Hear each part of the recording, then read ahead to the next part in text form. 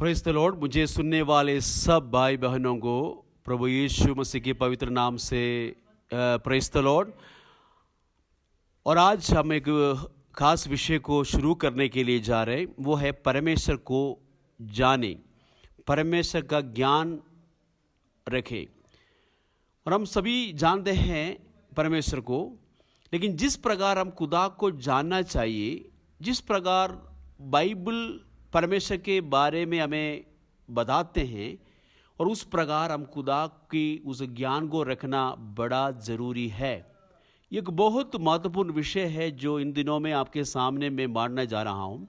इसलिए कृपया बड़े ध्यान से इस सारे विषयों को अब लिखें और आप अपने मन में रखें।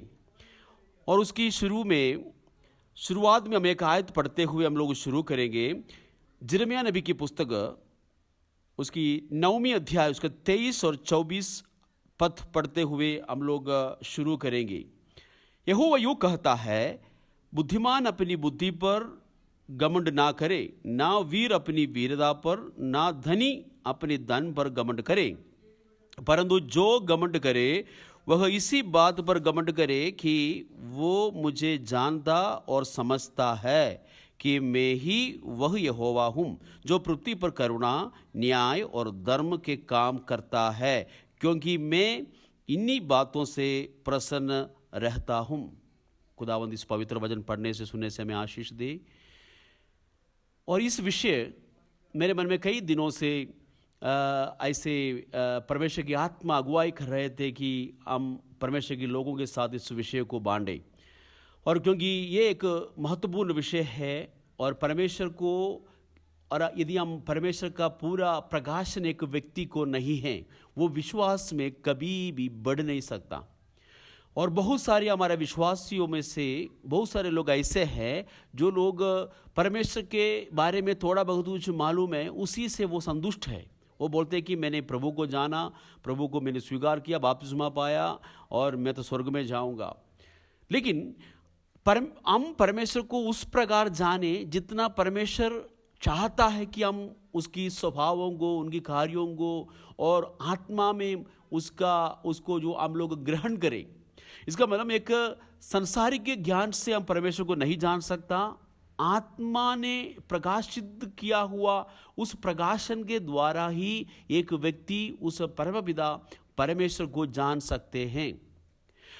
और ये क्यों और लोग नाश हो जाता है, और क्योंकि वो परमेश्वर की ज्ञान नहीं रखते हैं। होशे नबी की पुस्तक में एक महत्वपूर्ण आयत है जो आपको मालूम है। होशे नबी की पुस्तक 4 अध्याय उसकी 6वीं पद में लिखा है, मेरा ज्ञान के ना होने से मेरे प्रजा नष्ट हो गई है।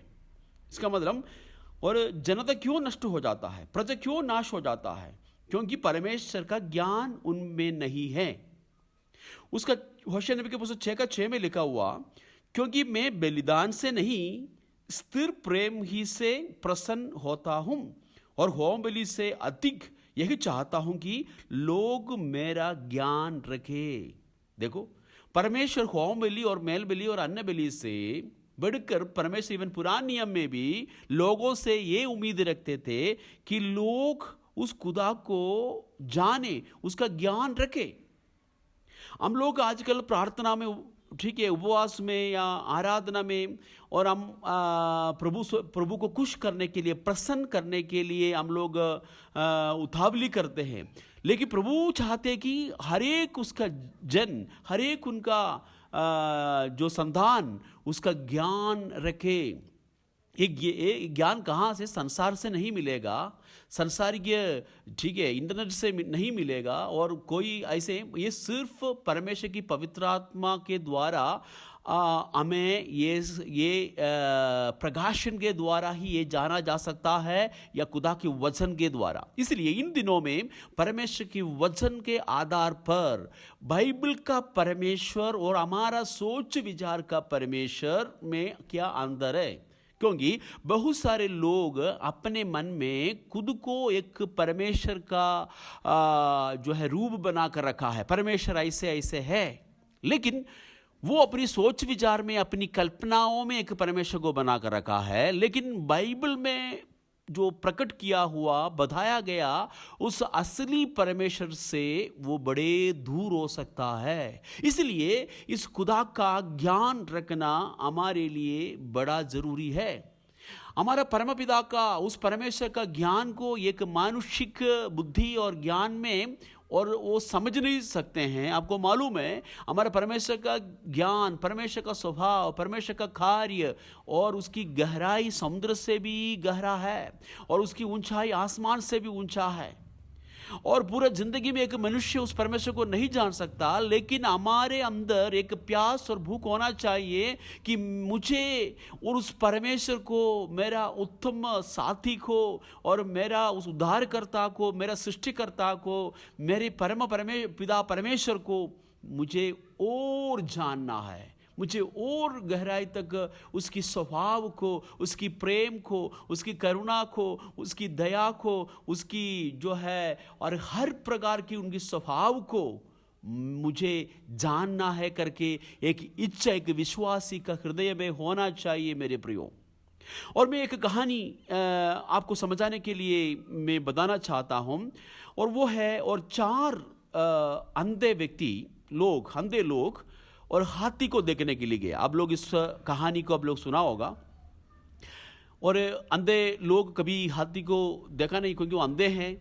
और 4 लोग जो गया और हाथी को ऐसे पकड़ के वो देख लिया कि हाथी किस प्रकार है। तो 4 व्यक्तियों से फिर वापस आने के बाद एक व्यक्ति पूछा गया, हाथी कैसे दिखता है, हाथी का रूप कैसे है। तो पहला व्यक्ति आके और उसने जो उत्तर दिया, हाथी एक खंभा के जैसे है। क्योंकि और उस व्यक्ति और क्या किया था, उसने उस हाथी का पाँव पकड़ कर देखा था। तो उसकी अनुभव से बिल्कुल ठीक है, क्योंकि उसके हाथी की पाँव और उस जो है उसकी जो है और पाँव कैसे है, वो एक खंभे के समान है। और दूसरा व्यक्ति से पूछा, अंधा व्यक्ति से पूछा, हाथी कैसे दिखता है, कैसे किस प्रकार है। तो उस दूसरा व्यक्ति ने यह जवाब दिया, हाथी एक जादू जैसे है। क्योंकि उस व्यक्ति ने और उसकी पूंछ पकड़ कर देखा था, तो उसकी अनुभव से बिल्कुल हाथी और क्या है, जादू जैसे है। लेकिन तीसरी व्यक्ति से पूछा, हाथी कैसे दिखता है, कैसे किस प्रकार है, उसकी आकार कैसे है। तो उसने और जवाब में दिया, हाथी एक छबड़ी जैसे है। अब को मालूम है छबड़ी जो चावल वार साफ करते हैं उसको ना, छबड़ी जैसे है। क्योंकि उसने और हाथ अपनी कान को उस हाथी की कान पकड़ कर देखा था, तो उसने देखा कि ये हाथी एक छबड़ी जैसे हैं। 14 आदमी से पूछा, हाथी कैसे दिखता है, किस प्रकार, उसकी आकार कैसे हैं। और 14 व्यक्ति ने भी ऐसे जवाब दिया, जो है हाथी एक पाइप जैसे है, पाइप। और क्योंकि उसने हाथी की सूंड को पकड़ के देखा था, तो उसकी अनुभव से बिल्कुल ठीक है। ये चारों जो अंधे जो लोगों ने दिया हुआ जवाब अपनी अपनी अनुभव से बिल्कुल ठीक है। हाथी ठीक है, खंबे जैसे है, झाड़ू जैसे है, ठीक है, और छबड़ी जैसे है और पाइप जैसे हैं। लेकिन ये हाथी है क्या? नहीं, हाथी का और ये अपने अपने अनुभव से वो ठीक है, हाथी ऐसे दिखता होगा, लेकिन उनका पूरा हाथी का पिक्चर उनका मन में नहीं है। अपने अपने अनुभव से हाथी को वो वर्णन करता है आजकल। और इसी प्रकार है, लोग भी अपनी अपनी अनुभव से परमेश्वर को व्यक्त करता है। क्योंकि कई लोग आजकल प्रभु में चंगाई पाके आते हैं, उनसे पूछेंगे यीशु मसीह तेरे लिए क्या किया, और वो बोलेंगे कि प्रभु मुझे चंगा किया, और उनकी अनुभव से बिल्कुल ठीक है। लेकिन परमेश्वर चंगा करने वालों से भी बढ़कर है, वो उनका एक स्वभाव है। परमेश्वर चंगा कर सकते हैं, आज भी चंगा करते हैं। लेकिन एक व्यक्ति सिर्फ उस चंगाई पर ही उस परमेश्वर का ज्ञान में वो सीमित है, तो वो परमेश्वर को नहीं जानते मेरे प्रियो। और उस प्रकार और आजकल बहुत सारे लोग हैं जो बड़े दुख में, परेशानी में, वो खर्चा में डूबे हुए लोग, जब यीशु मसीह को जब लोगों जान लिया, तो अब उनसे यीशु मसीह के बारे में पूछे, यीशु मसीह ने तेरे जीवन में क्या किया, या ये परमेश्वर कौन है? वो बोलेंगे हमारा परमेश्वर बड़ा महान है, और परमेश्वर हमें और धन देता है, हमें खर्चे से जो है बाहर निकालते हैं, हमें दुनिया की आशीषें देते हैं। ठीक है, हमारा खुदा आशीष भी देते हैं, हमारा खर्चा को जो है उसको पूरा करने के लिए, और परमेश्वर आशीष देंगे। लेकिन परमेश्वर एक बैंकर के रूप में नहीं है। कई लोग परमेश्वर को एक बैंकर के रूप में, एक डॉक्टर के रूप में अपने मन में क्या करके रखा हुआ है, वो उसकी रूह बना कर रखा हुआ है। तो उस व्यक्ति खुदा को पूरी तौर पर आराधना नहीं कर पाएंगे, क्योंकि उनके अनुभव से तो वो ठीक है। और तीसरा व्यक्ति से आप पूछे कि परमेश्वर क्या किया आपके जीवन में, परमेश्वर कौन है? उनका मन में परमेश्वर के बारे में, और वो हमारा परमेश्वर यीशु मसीह के सामने शैतान कांपता है, डरता है, क्योंकि वो व्यक्ति दुष्टात्मा से ग्रस्त व्यक्ति था। वो प्रभु के लोगों ने उनके लिए प्रार्थना किया, तो प्रभु ने उनको दुष्टात्मा की बंधन से छुड़ाया।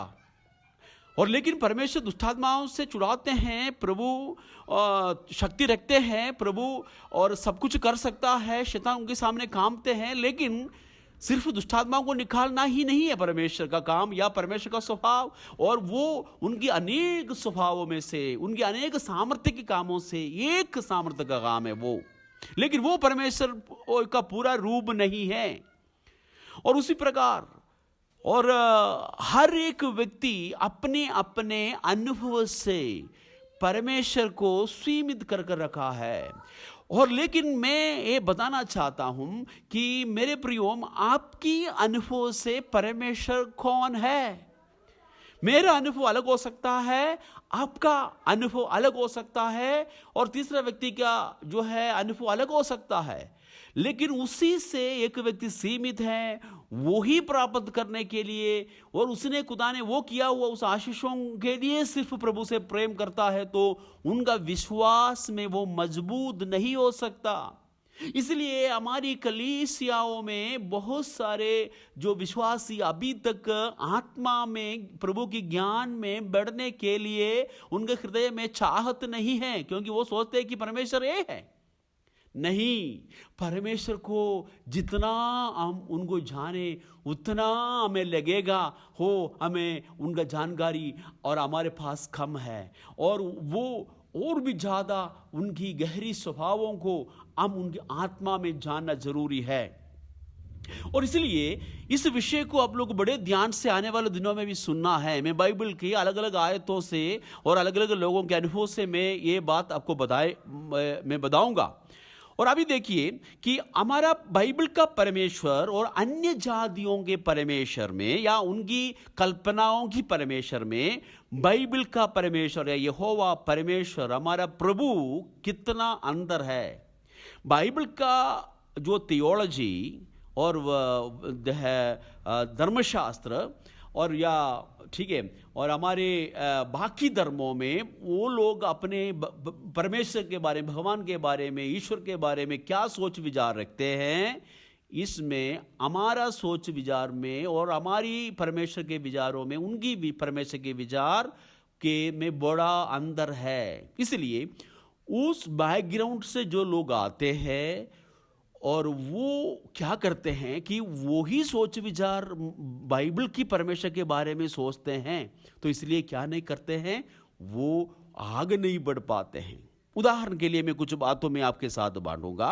देखिए, बाकी सब धर्म के या ईश्वर पर विश्वास करने वालों का परमेश्वर के बारे में उनका यही सोच है, परमेश्वर या ईश्वर एक शक्ति है, एक महाशक्ति है ईश्वर। लेकिन बाइबल ऐसे नहीं सिखाता। बाइबल का परमेश्वर है और वो शक्ति नहीं है, बाइबल का परमेश्वर एक व्यक्ति है। समझ में आए? ठीक है। बाकी लोग ईश्वर के बारे में क्या सोचते हैं, बाकी धर्म के लोग, वो एक ईश्वर एक शक्ति है। जब मुसीबत पड़ेगा, जब परेशानी होगा, जब हमारा काम हमसे नहीं होगा, तो उसी वक्त उस भगवान के पास जाएंगे तो हमें उस शक्ति से हमें छुड़ाएगा।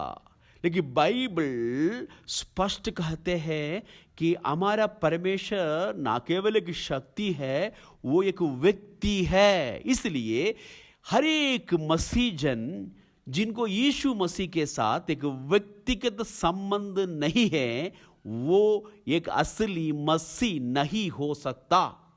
Praise the Lord. ठीक है, एक व्यक्तिगत रास्ता उस परमेश्वर के साथ एक व्यक्ति का होना जरूरी है, क्योंकि हमारा खुदा एक व्यक्ति है न, एक शक्ति है तो क्या है, उनके साथ कोई रिलेशनशिप का जरूरत नहीं है। लेकिन एक व्यक्ति है तो उनके साथ रिलेशनशिप, उनके साथ रिश्ता कायम रखना पड़ेगा। ये है एक मेन जो है अलगाव। और दूसरी परमेश्वर की जो है थिंकिंग से, उनकी कंसेप्ट से और हमारी कंसेप्ट, ठीक है, पागन कंसेप्ट और बिब्लिकल कंसेप्ट, इसमें बिल्कुल अंतर है। तो यहाँ पर हम देखते हैं कि परमेश्वर को वो लोग और बाकी जो लोग कैसे है कि अपनी पूर्वजों से जो सिखाया हुआ उस बातों को, ठीक है, वो जारी रखा हुआ है। अपनी पूर्वज या अपनी माता पिता, अपनी दादा दादी, उनसे जो सीखी हुई बातों पर वो चलते हैं और फिर वो उस ईश्वर के पीछे जो उन्होंने जो मानता था उसी को मानते आते हैं। लेकिन बाइबल में ऐसे नहीं हो सकता। मैं कई बार कहता हूँ, और यीशु मसीह के लिए, प्रभु के लिए कोई नाती पोता नहीं है। इसका मतलब मैं परमेश्वर का संतान होने से ये जरूरी नहीं है मेरा बच्चा परमेश्वर का संतान हो। यदि मेरा जो है बच्चा परमेश्वर का बच्चा होने के लिए मेरा बच्चा परमेश्वर को व्यक्ति की रीति में उसको स्वीकार करना पड़ेगा, तब जाकर वो ये परमेश्वर का संतान बन सकता है। लेकिन बाकी उसमें ऐसा नहीं है। वो धर्म का वो रीति प्रभु चलते आए हैं। ठीक है, एक बहुत इंपॉर्टेंट बात यही है। Christianity is always personal relationship. ठीक है, और मसीहत हमेशा एक व्यक्तिगत संबंध में टिके हुए हैं। ये बात हमेशा हम याद रखिएगा।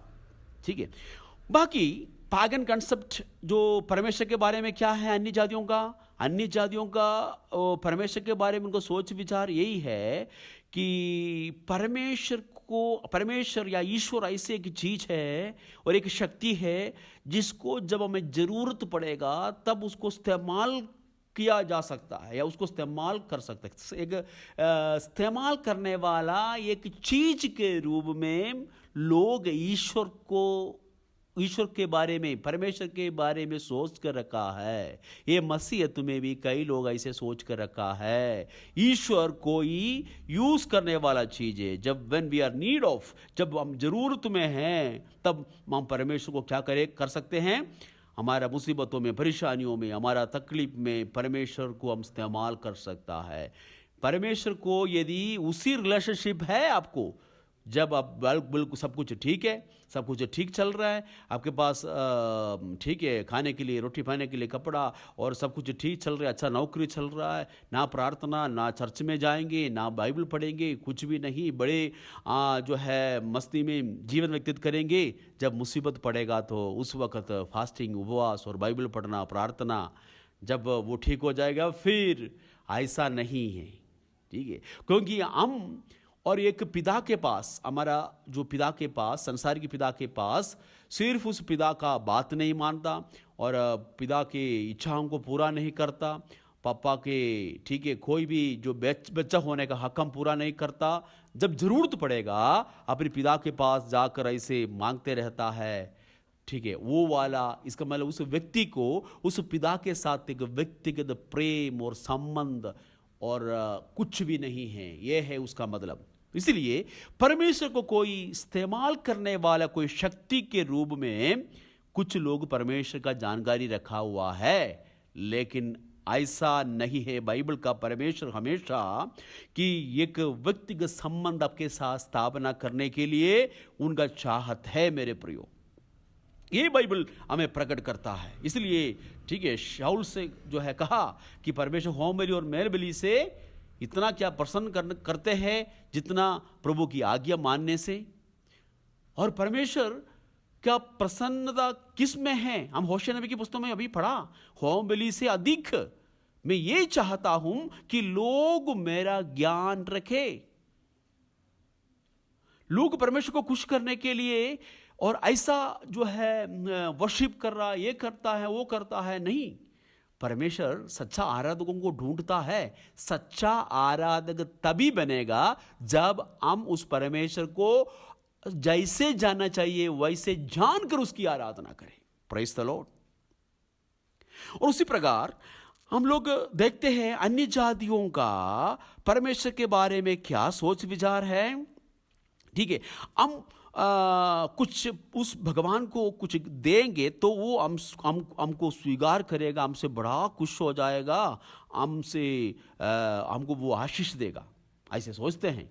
ठीक है, हम बाइबल का प्रचारक भी ऐसे अपनी प्रचारों में लोगों को ये समझाते हैं कि खुदा को दे दो तुम्हें आशीष मिलेगा। ठीक है, परमेश्वर को देगा तो हमें आशीष जरूर मिलेगा, देना चाहिए हम लोग, लेकिन सिर्फ देने से ही प्रभु आपसे खुश नहीं होगा। फिर सिर्फ देने से ही परमेश्वर आपको आशीष नहीं देगा, परंतु यदि मैं कुछ प्रभु को देगा और इसी सोच विचार में देना, प्रभु जी मैं आपने आप को तेरे लिए दिया और इसलिए मैं अपना जो तूने दिया हुआ है उसी में से मैं अपनी प्रेम के खातिर मैं देता हूं। ठीक है, एक व्यक्ति अपने आप को प्रभु के लिए नहीं दिया, उसकी चीज को लेके प्रभु आशीष नहीं करेंगे। प्रभु और ऐसा करने वाला एक जो है सोच विचार और आपके हृदय में है तो वो दूर करना। और अन्य जातियों का ये सोच विचार है मैं कुछ देंगे, क्योंकि अन्य जातियों का जो सोच विचार रही है कि हम खुदा कुछ देख के पसंद करेंगे। उदाहरण के लिए हम लोग उत्पत्ति की पुस्तक में पढ़ते हैं, काइन और हाबिल दोनों परमेश्वर के लिए बलि चढ़ाने के लिए गया। काइन अपनी खेती बाड़ी की उपज लेके वेदी पर रखा और उसको चढ़ाया। परमेश्वर उसको प्रसन्न नहीं किया, लेकिन हाबिल ने उस एक जो है भेड़ की बच्चे को भेंट चढ़ाया और प्रभु ने उसको ग्रहण किया। तो वहां पर लिखा हुआ है 4 अध्याय में उत्पत्ति की पुस्तक, काइन और उसकी भेंट को प्रभु ग्रहण किया। ठीक है, काइन और उसकी भेंट को प्रभु ग्रहण नहीं किया, लेकिन हाबिल और उसकी भेंट को प्रभु ने ग्रहण किया। ठीक है, काइन और उसकी भेंट को प्रभु ग्रहण नहीं किया। इसका देखो 2 शब्द लिखा हुआ है, काइन को भी प्रभु ग्रहण नहीं किया, काइन को ग्रहण ना करने के कारण उसकी भेंट को भी प्रभु ग्रहण नहीं किया।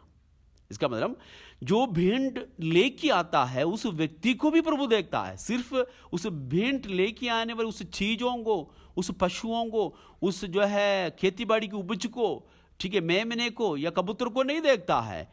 और किस प्रकार उस व्यक्ति का जो रवैया क्या है, उसके स्वभाव क्या है, उसका पवित्रता क्या है, वो भी प्रभु देखता है।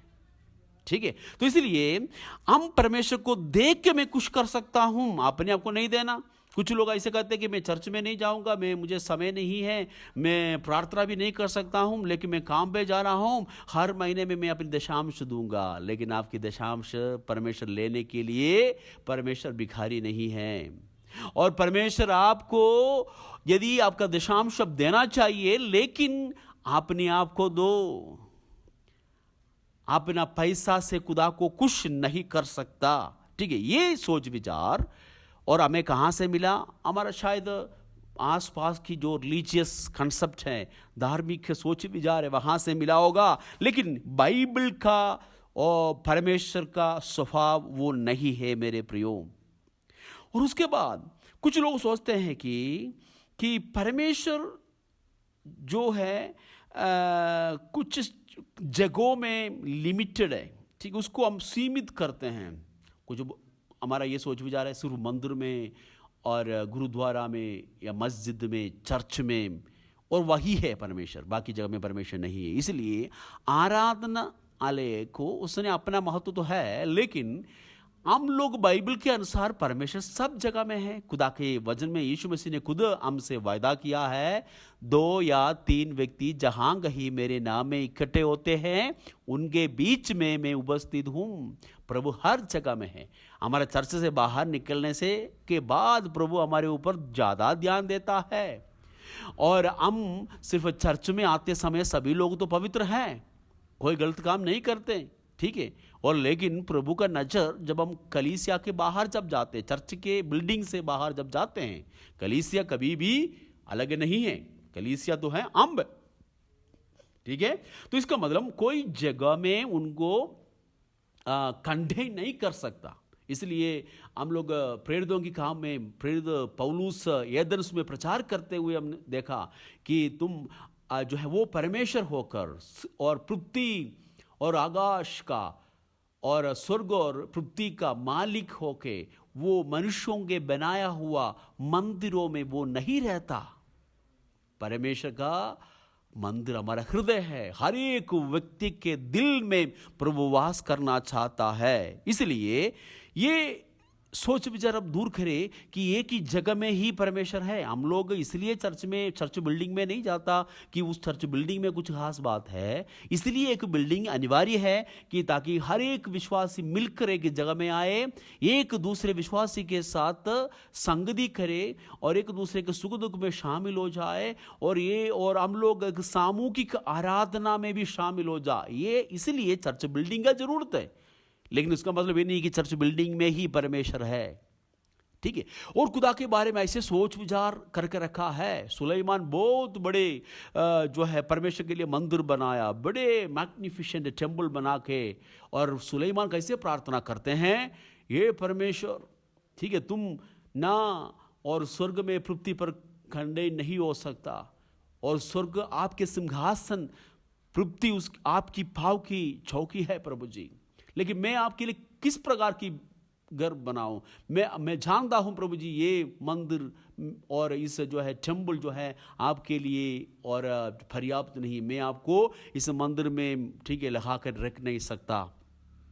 और उसी प्रकार आजकल के लोग भी ऐसे सोचते हैं, कुछ जगह में वैसे, ठीक है, और कीले ठोक कर वहाँ पर रखते हैं। वो सोचते हैं कि यही परमेश्वर, यही है परमेश्वर। ऐसा नहीं, परमेश्वर आत्मा है। परमेश्वर आत्मा है करके बाइबल में लिखा है, हमें पता भी है। लेकिन कहीं ना कहीं हमारा सोच विचार में वो सोच विचार आता है, इसी जगह में खुदा है, उस जगह में खुदा नहीं है, ठीक है। ऐसा सोच विचार एक पागन कंसेप्ट है, अन्य जातियों का परमेश्वर का सोच विचार है, बाइबल का सोच विचार नहीं है, ठीक है। फिर बहुत सारे जो पॉइंट्स हैं, और हम लोग और जो धार्मिक कॉन्सेप्ट क्या है, और वो सोचते हैं कि हम लोग जो है बड़े, कुछ लोग सोचते हैं कि बड़े ऐसे हवन करवाएंगे, कुछ ऐसे बड़े तगड़ा कोई, ठीक है, और बलि चढ़ाएंगे और बहुत ज़्यादा काम पेंगे और बहुत ज़्यादा जागृति जो है का मीटिंग करेंगे, और ऐसे ऐसे काम करेगा तो क्या होगा, भगवान खुश हो जाएगा, सोचते हैं लोग, अन्य जाति के लोग।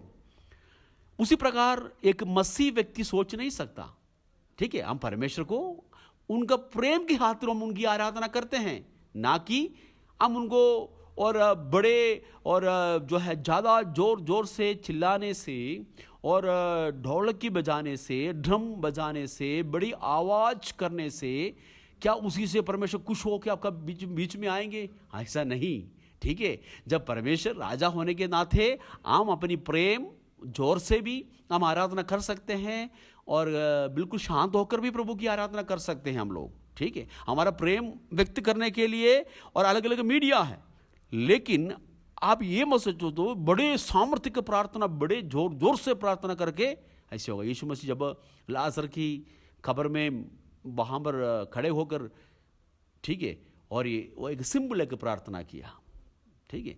बहुत सारे रोगियों को चंगा करते वक्त, दुष्टात्माओं को चंगा करते वक्त, ठीक है, ढांड के बड़े बड़े जोर जोर से चिल्लाकर प्रार्थना नहीं किया, ठीक है। अलग अलग लोग अपनी अपनी हिसाब से कर रहे हैं, ये गलत नहीं है, लेकिन ये सोच विचार नहीं रखना कि सामर्थ्य की प्रार्थना बड़े आवाज और बड़े साउंड होने से, बड़ी भीड़ का जो जगह में ही बड़े सामर्थ्य की आराधना होता है करके हम कभी नहीं सोचना है। प्रभु और ऐसा नहीं कि जो कैसे आप लोग देखा होगा कि चेले छांडे यह बड़ी अच्छा ज़्यादा कांपते हैं तब बड़े ठीक है ऐसे होता है, ऐसा नहीं। ठीक है, हमारा परमेश्वर और क्या है, ऐसे परिस्थितियों से बदलने वाला नहीं है। चाहे जो मर्जी करे, हमारा परमेश्वर में ऐसा बदलाहट नहीं आ सकता। और वो हमारे जो काम क्या करता है उसी के ऊपर वो काम नहीं करता है, वो अपनी सामर्थ्य में काम करता है। परमेश्वर कल और आज और युगान युग एक समान है, वो अनचेंजेबल है, वो इम्यूटेबल है, वो कभी चेंज नहीं हो सकता, वो कभी भी बदल नहीं सकता। ठीक है, ये बात अब हमेशा मन में रखना है। और वो सोचते हैं कि कुछ लोग फिर अभी दूसरा जो सोच विचार है कि हम लोग ज़्यादा उपवास रखने से, प्रार्थना करने से परमेश्वर को बदल सकता है ना, और इसलिए बहुत सारे लोग ऐसे उपवास रखते हैं। और ठीक है, नहीं, उपवास हम रखना चाहिए। प्रभु बोलते हैं कि उपवास और प्रार्थना के बिना ये ठीक है कभी छुटकारा नहीं होगा। और हम उपवास और प्रार्थना और प्रभु को हम कुछ ये सोच विचार से हम लोग पहले जो विश्वास में हम लोग इस सोच विचार रखते हुए करते थे, क्या करते थे कि हाँ बड़े दिन में भूखा और ऐसे रहूँगा, मैं खान नहीं खाऊँगा, भोजन मैं छोड़ूंगा तो मेरे शरीर को मैं दंडित करके मैं उस परमेश्वर से आशीष पाऊँगा। ऐसा नहीं, हमारा उपवास का कंसेप्ट भी अलग है। हम इसलिए और हम लोग खाना नहीं खा रहे और या खाना छोड़ रहा है, ये हम लोग अपनी शरीर को दंड देने के लिए नहीं है, परंतु चलो हम परमेश्वर की और उपस्थिति में चलो हर एक दुनिया का कार्य को, ठीक है, और दुनियादारी हर एक बात, उनमें से एक कार्य है भोजन, उस भोजन को भी छोड़ कर प्रभु की उपस्थिति में बैठते हैं। ये सोच है हमारा। ना केवल हम अपना शरीर को दंडित करके हम खुदा को खुश नहीं कर सकता, क्योंकि वो हमारा मन को जानता है। जो बात आप नहीं कर सकता वो कभी भी प्रभु आपसे डिमांड नहीं करेंगे, प्रभु आपसे उम्मीद नहीं रखेंगे कि आप वो करें। ठीक है, और इसलिए जो बड़ी ऐसे शरीर में दुख उठाते हुए हम परमेश्वर को खुश नहीं कर सकता।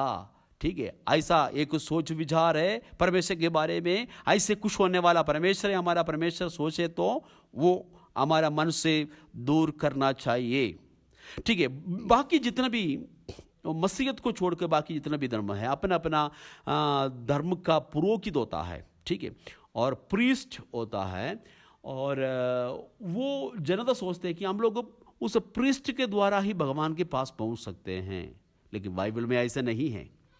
बाइबल में मैंने पहले से ही बताया व्यक्तिगत रिलेशनशिप है, और उस व्यक्तिगत रिलेशनशिप में क्या करना चाहिए, हम आगे बढ़ना चाहिए।